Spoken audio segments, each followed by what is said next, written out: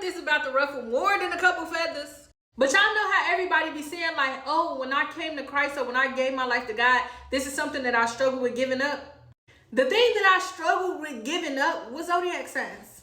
And I'm making this video now for somebody else because with hindsight being 2020, I'm gonna tell you what helped me. So that way I can in turn help you. Because having a cross and Capricorn in your bio, like I'm gonna help you get over that.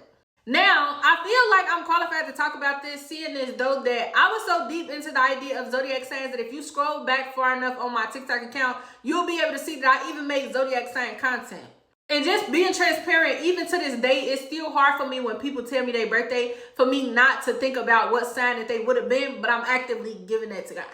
Now, for me, I feel like the reason why a lot of people are so willingly accepting of the idea of zodiac signs in the world is because people are already seeing way too much negativity.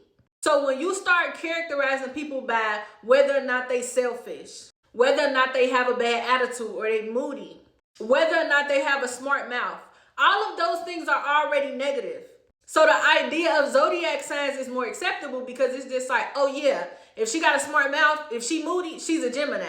But the closer that I got to God, the more that I realized that I couldn't pick up those certain traits to say, okay, this person is this sign, because good people are good people and they're not going to have certain bad qualities.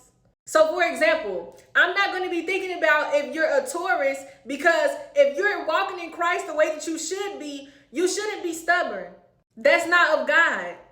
And the crazy thing is, once I started realizing that, okay, if somebody is walking with God the way that they should, then a good person is going to be a good person. Like you could tell the difference between a good person and a bad person. I started to realize that a lot of the people that was coming into my life and I felt like I could recognize that they were a certain sign, they were really just familiar spirits. And I might have to make a part 2 to really get into what I mean by that.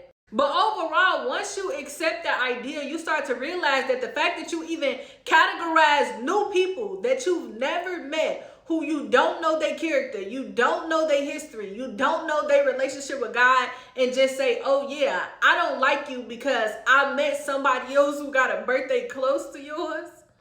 Like, it just sounded a little crazy.